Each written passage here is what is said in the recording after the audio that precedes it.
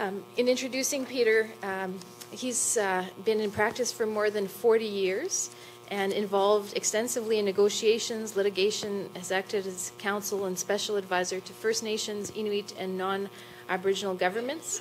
And he's appeared before numerous courts, including the Supreme Court of Canada, federal courts of Canada, courts of Quebec, Ontario, British Columbia, Manitoba, New Brunswick, Newfoundland, and the Northwest Territories. Next time, Peter, I'll ask you to say which ones you haven't appeared before.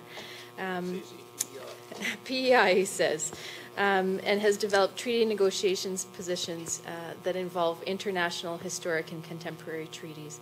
And we're pleased to have you launch our discussion period. Thank you very much, Peter.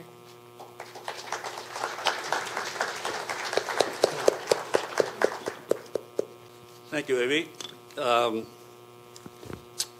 I first would like to acknowledge the territory of the Treaty 1 First Nations on which this conference is taking place. My introduction to the law as a very young lawyer was the James Bay battle, the injunction proceedings to stop the large James Bay hydroelectric complex in northern Quebec in the early 70s.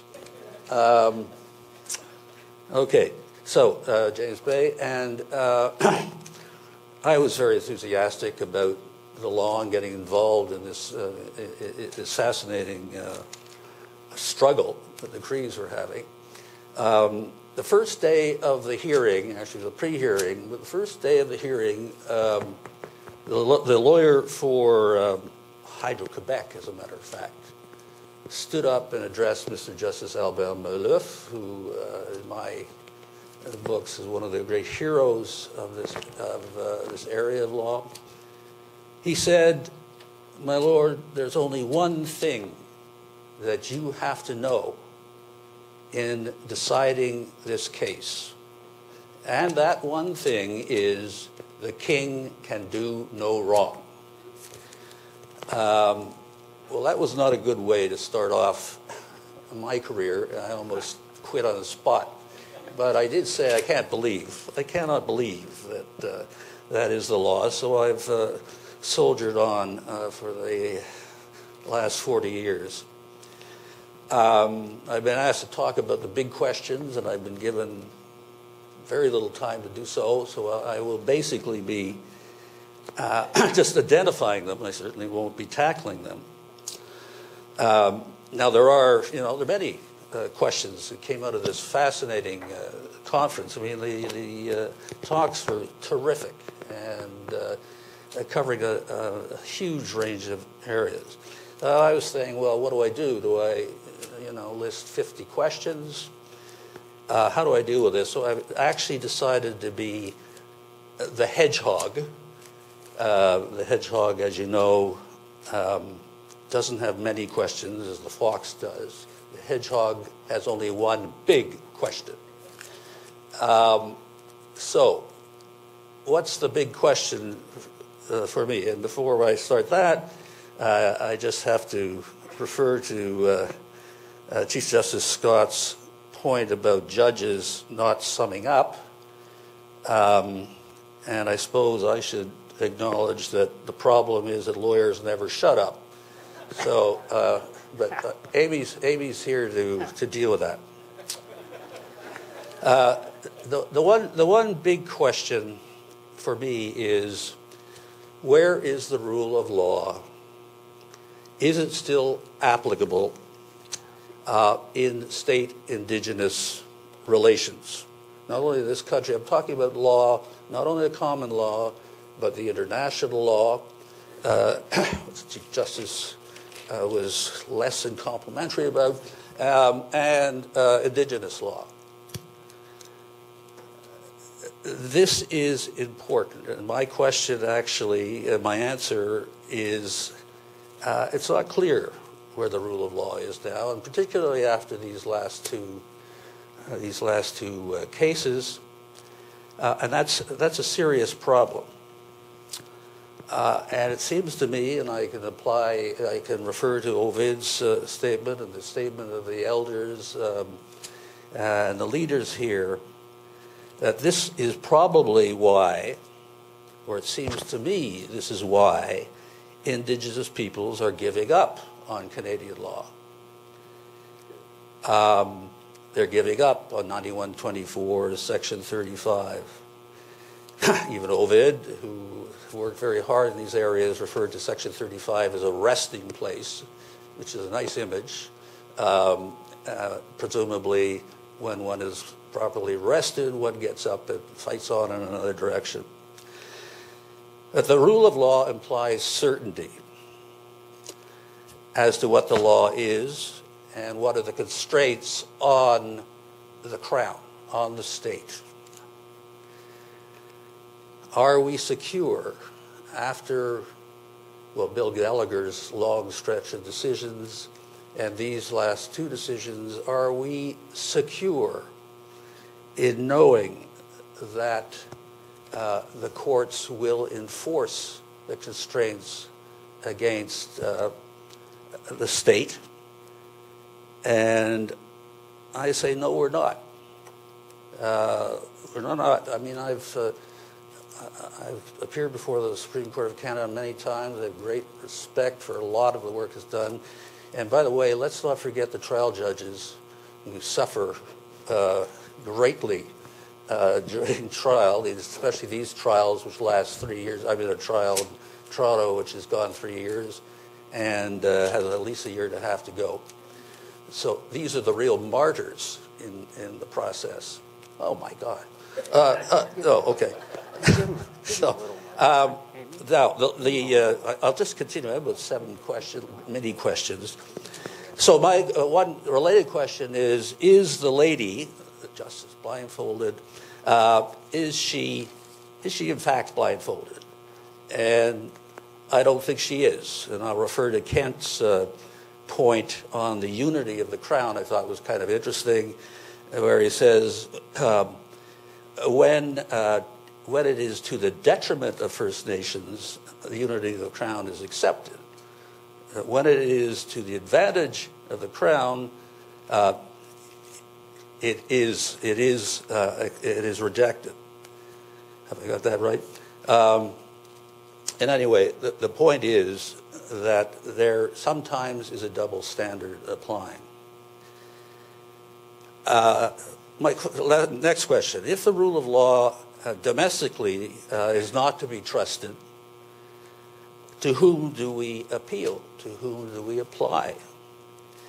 Alain Suppiot, in his book Homo Juridicus, on the anthropological function of the law, stated, without a guardian of the pledged word, only force counts. Now, who is that guardian? And looking at the treaty process, the historical treaty process that I study in the context of litigation, the guardian, both from the Crown's point of view and from the First Nations point of view, is the Creator, or God. You read Morris's account of Treaty 6, and he is constantly telling the Crees that God is watching over us today, everything's under control. And of course, the First Nations refer constantly to the Creator. There has to be a power. What's the point here? There has to be a power that transcends the state and transcends the state First Nation relationship. I suggested yesterday that we should at least consider international law, but I have been found wanting by the Chief Justice. But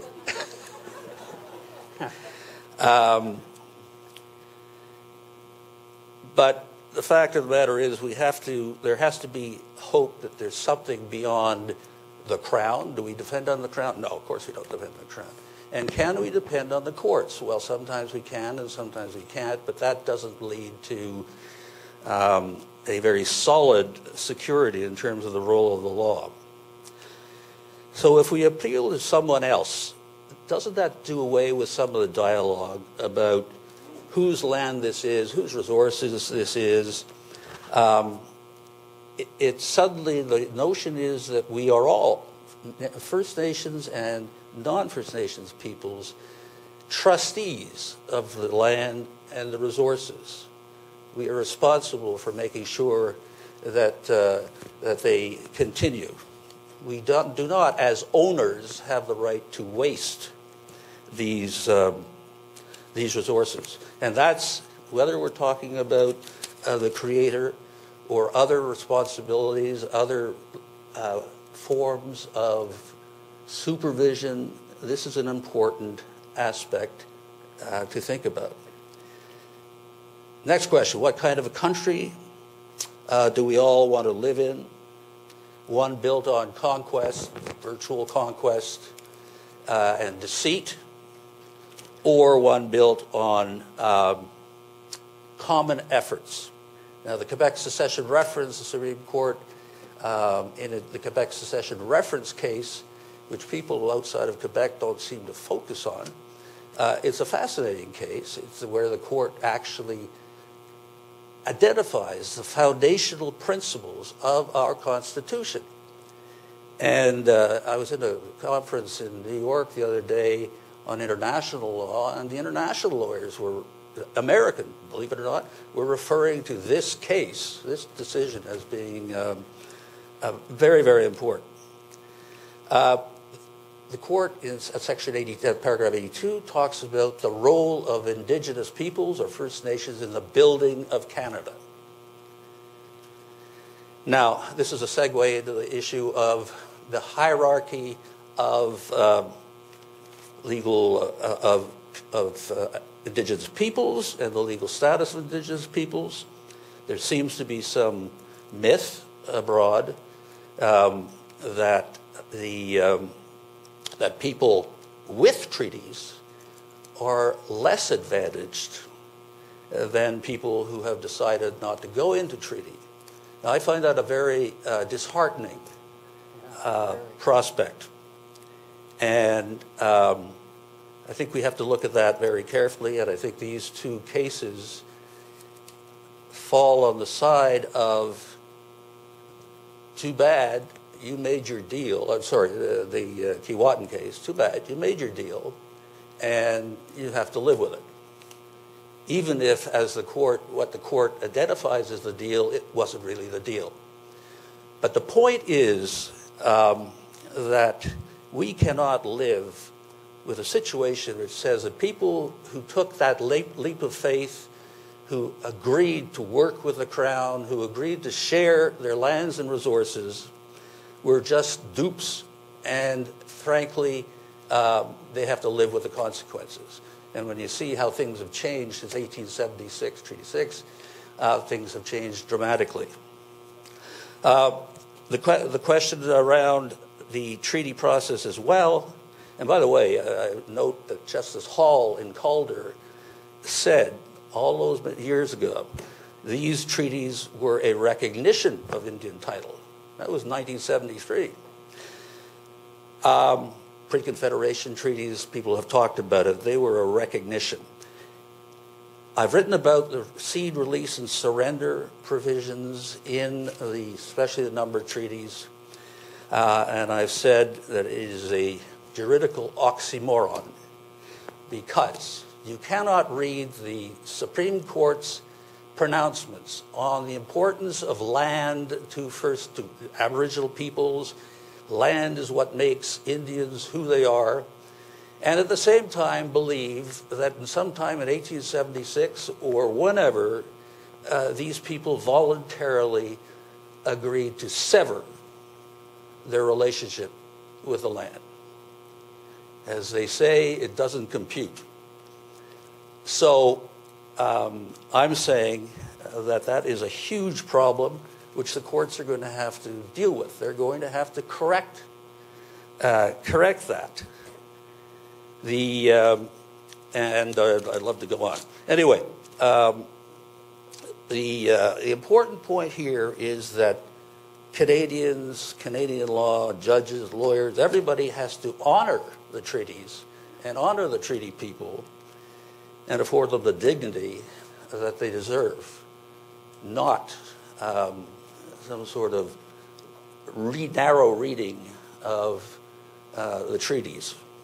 The Supreme Court and other courts have been very good, basically, certainly with Taylor and Williams and elsewhere, where when I started it was if it's not in the written treaty, it's not there. Now, of course, it's who said what to whom. The real treaty is the conferencing, not the written document.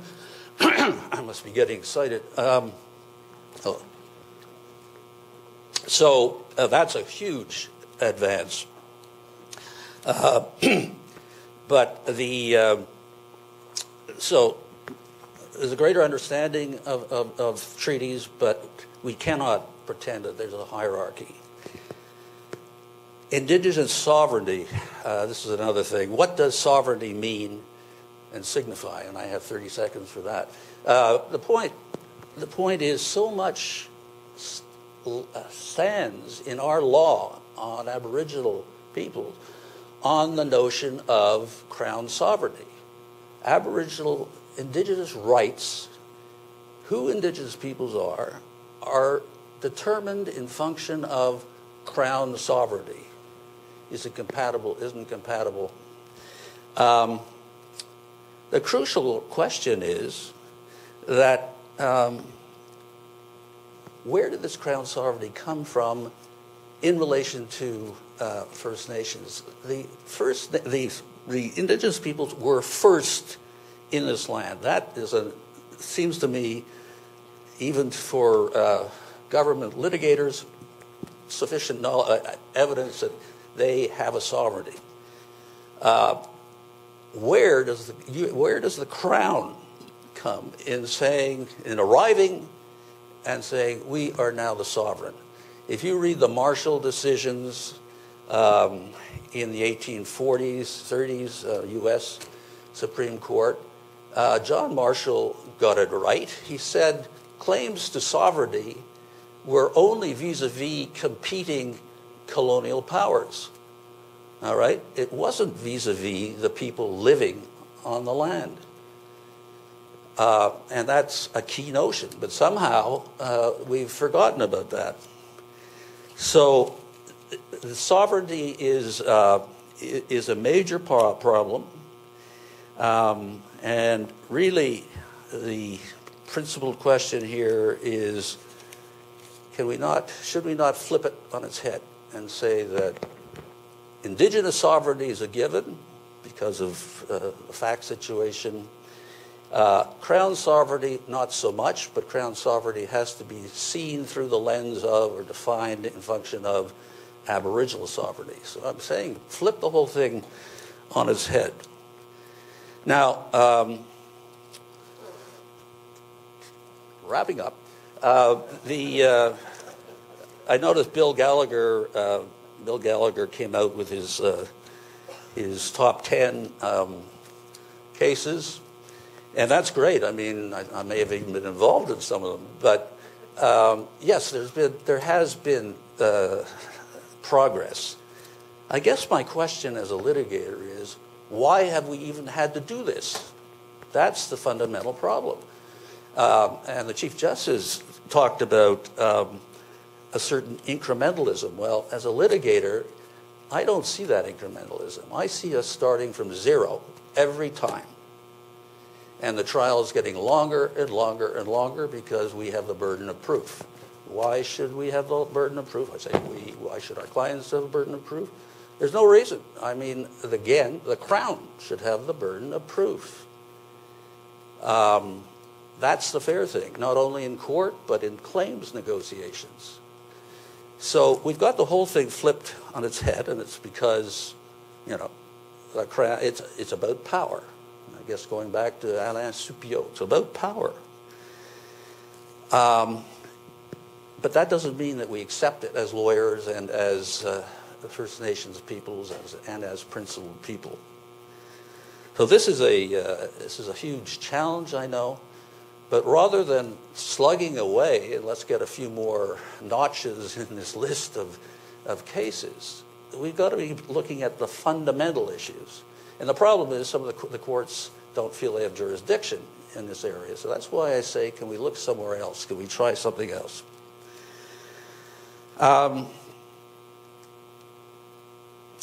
Again, as a litigator, I just want to say the terrible thing is the the burden, financial burden, emotional burden, spiritual burden that these cases take. We've been talking about what happens when you get to the Supreme Court of Canada.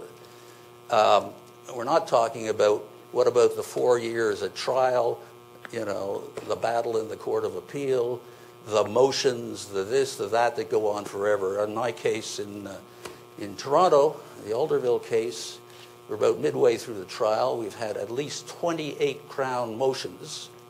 By the way, I'm proud to say none of them won by the Crown. 1 or 2 taken to the Court of Appeal on such issues as we don't understand the pleadings, or, this is nonsense.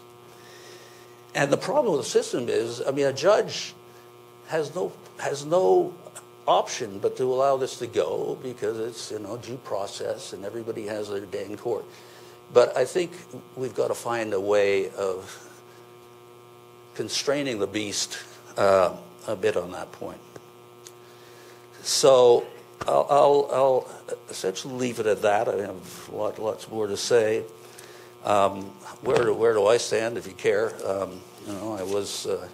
I was very keen at the beginning. I have been known as an optimist over the years, and I think that's what's kept me going.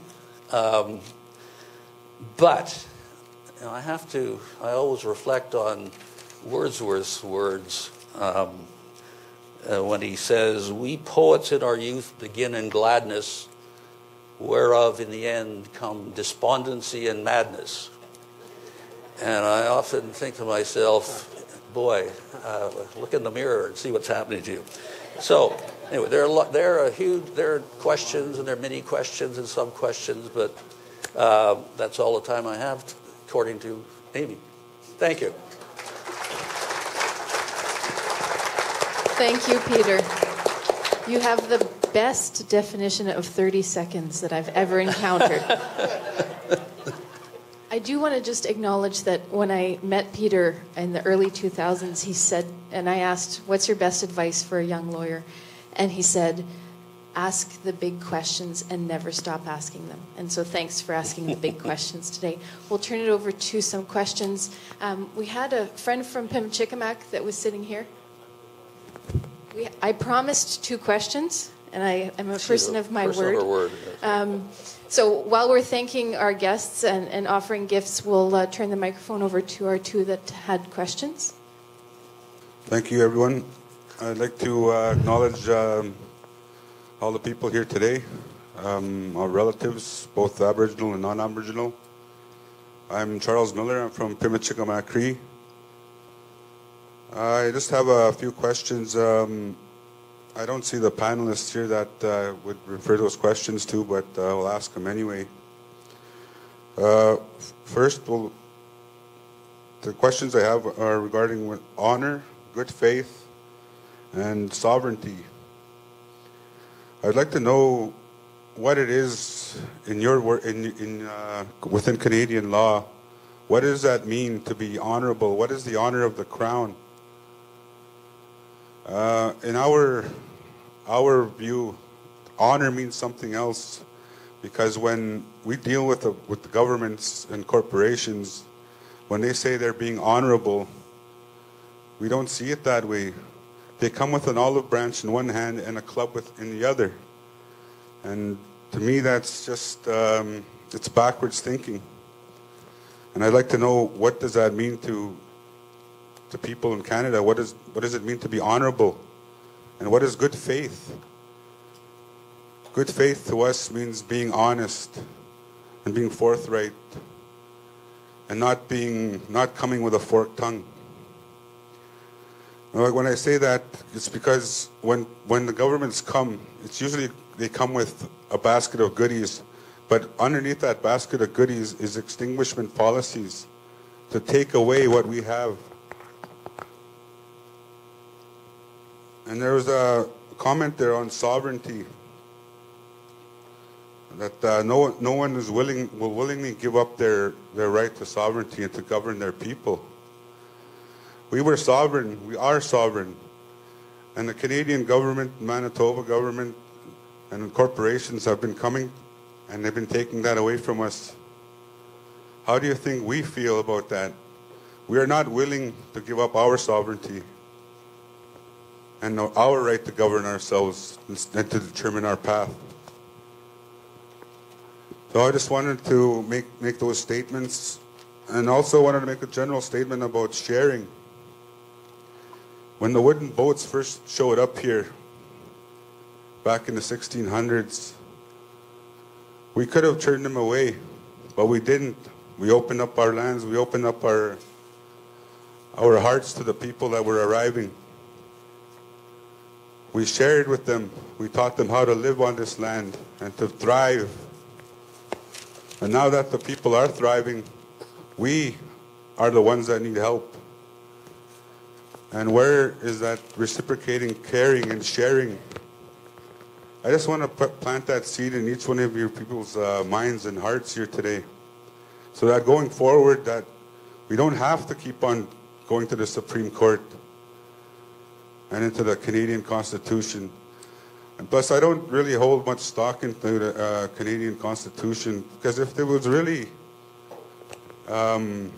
benevolence on the part of the Canadian government, it would include the phrase "and powers." It says rights, but not powers.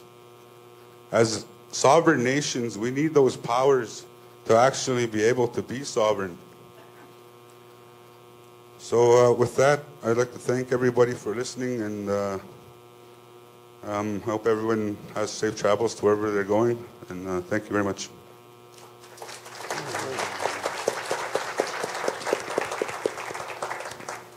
My name is Dwayne Blackbird. I'm from Treaty 2, be more specific from the Rocky Mountain area.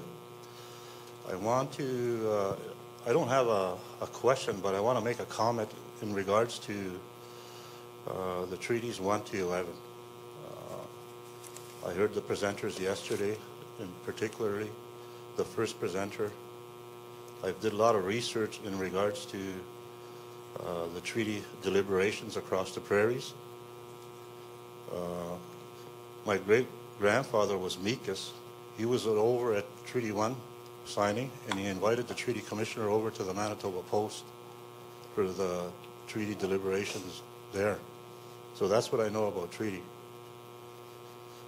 The presenter that was a Gene, somebody that made a presentation this morning, talked about the BC Supreme Court cases, Tsilhqot'in in this case, and made the assumption that treaties 2 in particular, we surrendered our title to the land at that time. But I know the facts that that's not true, because of all the research that I've done myself. And I heard a presenter, the first presenter yesterday morning, came to the same conclusion, that all through the treaty discussions, there was never ever a mention of extinguishment, surrender, or whatever. Those clauses were inserted after the fact.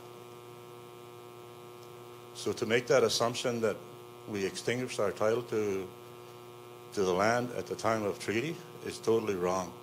And I've heard it over the summer, different chiefs make that assumption as well too. So that's the comment that I want to make. And you're only, helping the government, of this fictitious title that they have right now. At the time of the treaty, there was only, at that time, was for settlement and immigration. That's it. So all the resource development that's taking place today, they have to come and get our consent today. And I heard that over the last few days. So I wanted to make those comments and make that clear that Tsilhqot'in applies to Treaty Number 2. So thank you. Okay. Amy has given me just 2 more seconds to respond. It brought up the point, and I wanted to mention it. In terms of the rule of law, somebody yesterday mentioned paragraph 4 of the Tsilhqot'in decision, which I find not only incorrect but irresponsible. When the court says, throughout most of Canada, the Crown entered into treaties whereby the Indigenous peoples gave up their claim to land in exchange for reservations and other promises. And that's not the way, it's not the Aboriginal perspective, and it's not what actually happened. It was not what's said to them. You read, Governor Morris went at Fort Carleton, I think, went to the Crees and said, we are here not to take anything from you. What we bring is on top of what you already have. I mean, these are words that are actually spoken.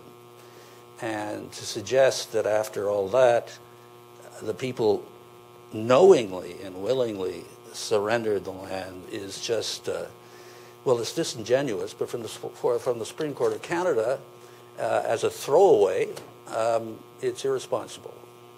So I just wanted to mention that.